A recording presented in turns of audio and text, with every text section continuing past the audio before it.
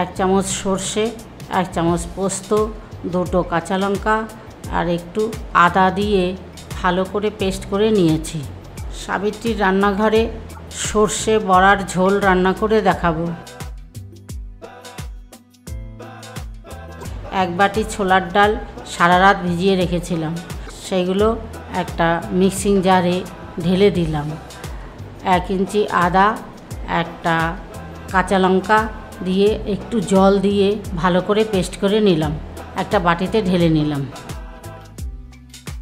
1 চামচ হিং, 1 চামচ নুন, 1 চামচ চিনি আর হাফ চামচ হলুদ গুঁড়ো, 1 চামচ জিরে গুঁড়ো, 1 চামচ ধনে গুঁড়ো আর 2টো পেঁয়াজ কুচিয়ে মিশিয়ে ভালোভাবে মেখে নিয়েছি।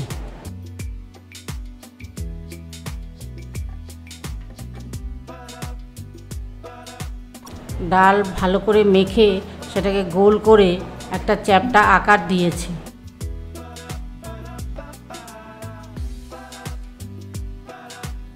ফ্রাইং প্যানে তেল দিয়ে তেল গরম হলে ডালের চ্যাপ্টা চ্যাপ্টা বলের আকার দিয়েছি। বড়াগুলো 5 মিনিট ধরে 2 পিঠ উল্টে পাল্টে ভেজে তুলে নিয়েছি।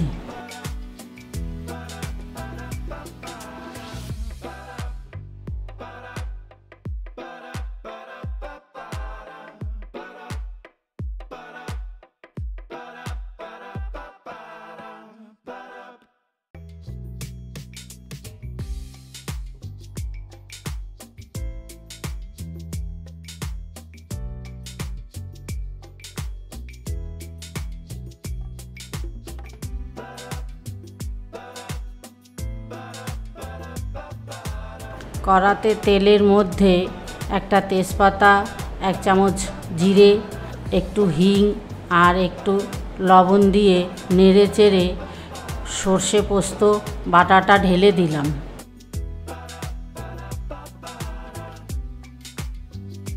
মশলাটা নেড়ে চেড়ে একটু হলুদ দিয়ে ভালোভাবে 2 মিনিট ধরে কষাতে হবে, যত সময় পর্যন্ত তেল ছাড়ে।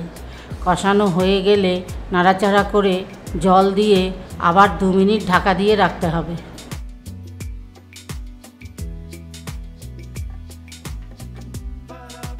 ঢাকা তুলে বড়াগুলো দিয়ে দিলাম।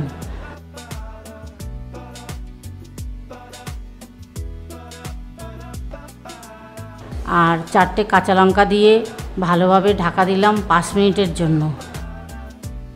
5 মিনিটের পরে বড়াগুলো ভালোভাবে সেদ্ধ হয়ে গেছে, রস ঢুকে বড়াগুলো খুব বড় বড় হয়ে গেছে। এইভাবে একটা প্লেটে ঢেলে নিয়েছি।